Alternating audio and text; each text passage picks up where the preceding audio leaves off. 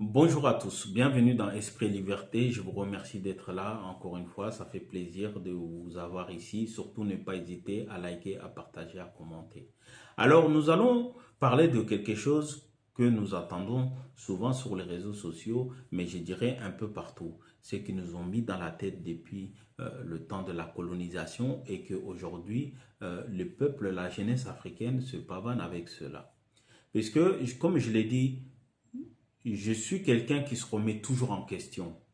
Je me pose toujours la question et de ne pas suivre bêtement tout ce qu'on entend, tout ce qu'on dit, de dire c'est la réalité. Mais tout simplement, je vis à travers ma propre réalité et j'analyse les choses avec ma propre connaissance.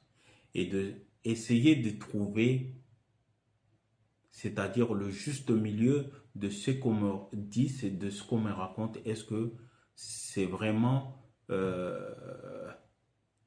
en concordance avec la réalité que je vis tout simplement. J'attends souvent de dire l'Afrique est riche, mais la population africaine reste pauvre. Oui, c'est une réalité. Mais je dirais que quand nous disons ça, beaucoup pensent que la richesse, c'est quelque chose que nous voyons en Europe, c'est-à-dire les autoroutes, les buildings, ainsi de suite, ainsi de suite. Mais il faut se demander comment ils ont obtenu ces choses-là. À travers quoi ils ont obtenu ces choses-là. Puisque je le dis souvent dans ma langue soninké, de dire aux gens, il faut arrêter de dire je vais chercher. Je vais chercher. Souvent chez nous, quand tu grandis, on dit Dagaho Mundu. Va chercher quelque chose. Et quand tu dis à quelqu'un va chercher quelque chose, tu estimes que ces choses-là, tu ne le possèdes pas. Tu ne les as pas. Donc tu vas les chercher ailleurs.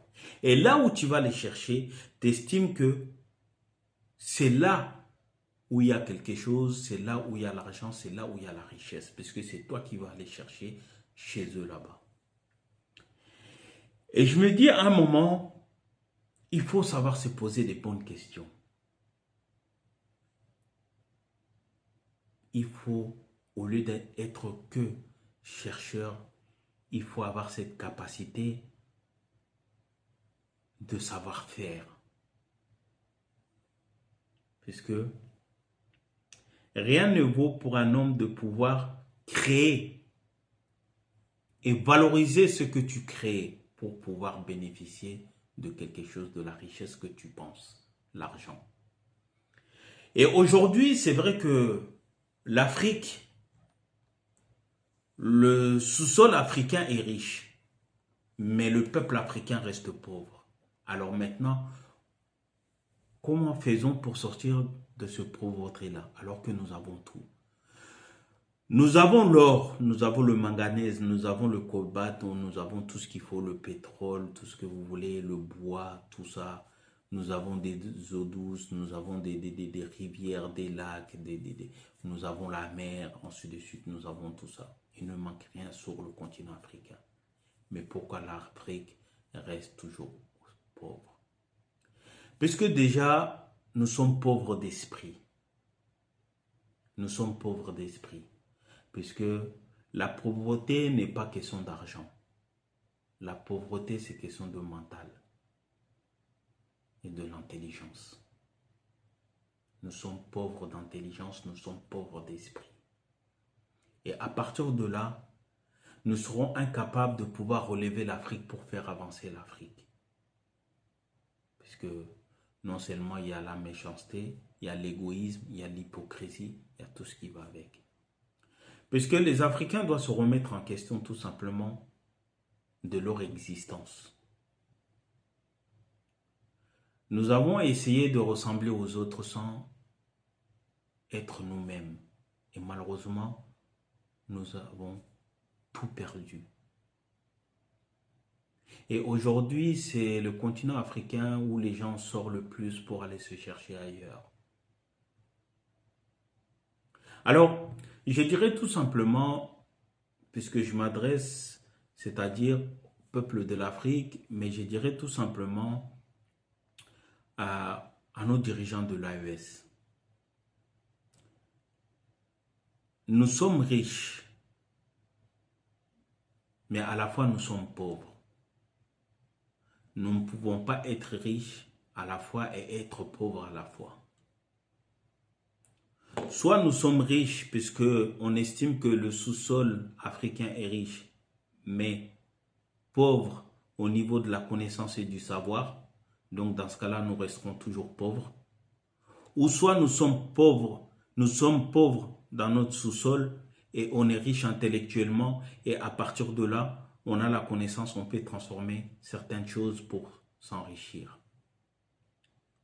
Puisque aujourd'hui, j'estime que nous ne donnons pas assez de priorité à la connaissance, au savoir, c'est-à-dire à l'instruction. On doit être capable d'avoir des écoles et que l'école soit obligatoire dans nos pays. Et malheureusement, c'est qu'il n'est pas aujourd'hui en 2025. Et ça doit quelque chose, c'est quelque chose qui doit être radicalement, c'est-à-dire changer radicalement chez nous en Afrique en général. Que l'école soit obligatoire. Il n'est pas normal qu'aujourd'hui, en 2025, vous avez des enfants qui vont être nés et grandir et ne pas savoir lire et écrire. Peu importe, c'est très important. Mais quand j'ai dit encore ça, encore une fois, ça n'a rien à voir avec nos traditions, nos cultures. Mais aller chercher la connaissance, le savoir, c'est-à-dire scientifique, être ingénieur, ensuite de suite, il est nécessaire si nous voulons sortir dans la pauvreté. Il est nécessaire de pouvoir être des créateurs, être des transformateurs et devoir donner de la valeur à ce que nous avons. De créer d'abord et ensuite de transformer et de pouvoir donner de la valeur ajoutée et vendre à l'extérieur. Nous ne pouvons pas continuer, c'est-à-dire quand nous avons besoin de quelque chose, appeler toujours l'extérieur de venir prendre ce qu'il y a chez nous pour un bouchée de pain et venir transformer ça, c'est-à-dire en Occident. Non seulement eux ils donnent de l'emploi à leur jeunesse et en plus de cela, c'est nous qu'on rachète quelque chose qui a quitté déjà chez nous. Est-ce que c'est normal? Ce n'est pas normal. Est-ce que c'est normal aujourd'hui, les pays comme le Mali ou le Bénin, l'un des pays les plus productifs au niveau du coton, et que nous n'avons pas une seule usine de coton qui transforme, c'est-à-dire nos cotons à des fils, à des tissus, et qu'on puisse produire les tissus chez nous au lieu de vendre notre coton à l'extérieur parce que nous ne le transformons pas et être transformé à l'extérieur et faire des tissus à l'extérieur, faire des vêtements à l'extérieur et que nous, on va aller encore rechercher ça à l'extérieur. Elle est où la richesse? Elle est nulle part. Parce que si nous avons cette capacité de pouvoir produire et de transformer sur place, je pense qu'il est plus juteux et plus avantageux pour nous, le peuple africain, qu'on puisse s'en sortir plus facilement. Donc c'est pour dire quoi? Tout simplement que la richesse n'est pas en fonction de l'argent que vous avez. La richesse, c'est dans le cerveau.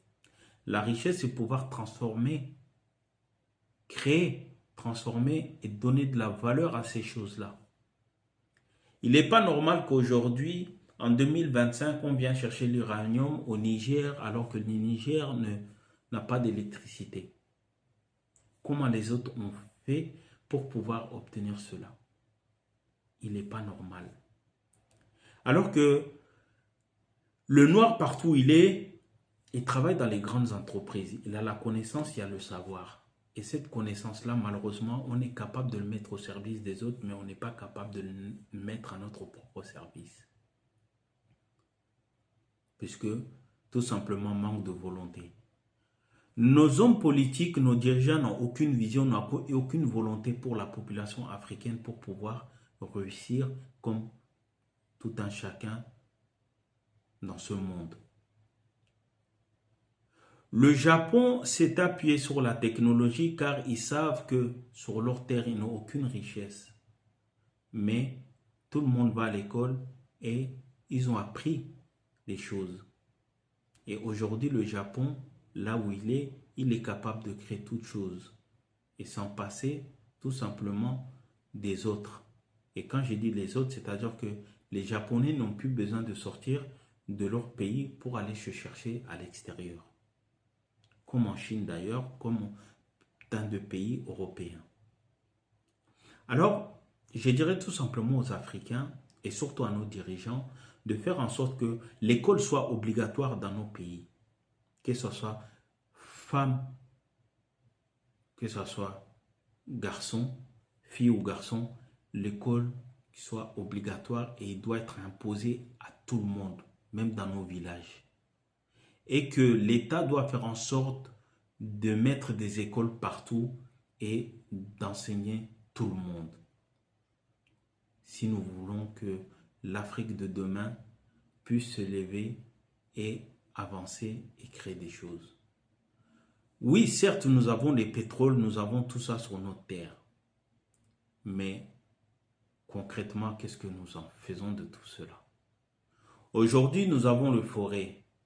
On a le bois, on a tout ce qu'il faut. Mais malheureusement, même pour cela, quelque chose qui est naturel qui pousse sans qu'on puisse avoir la connaissance, le savoir pour aller chercher, mais qui pousse naturellement, on n'est pas capable aussi d'en profiter de cela. C'est l'Europe qui vient couper ça et on vend ça pour un bouchée de pain.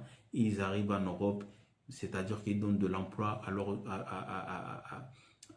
leur population. On crée des meubles, on crée des maisons avec tout cela et on revient vendre ça aux Africains. Alors qu'au départ, ça vient de chez vous. Quelle est le plus-value de cela? Rien. Quelle est la richesse de cela? Rien. Et vous restez toujours dans la pauvreté. Donc, tout ce que je veux dire tout simplement, il faut que les Africains arrêtent de se mettre cela dans la tête, de dire on est riche, on est riche, on est riche. On est riche, mais c'est nous que nous mourrons dans la Méditerranée. On est riche, mais c'est nous que nous mourrons dans le désert. On est riche, c'est nous que nous vendons en tant qu'esclaves à travers le monde. Donc, c'est que nous sommes pauvres. Et la richesse de l'homme commence déjà par son intelligence, sa créativité. Soyons créatifs et soyons dans la capacité de pouvoir produire, transformer et valoriser. Tout simplement. Merci et bonne journée.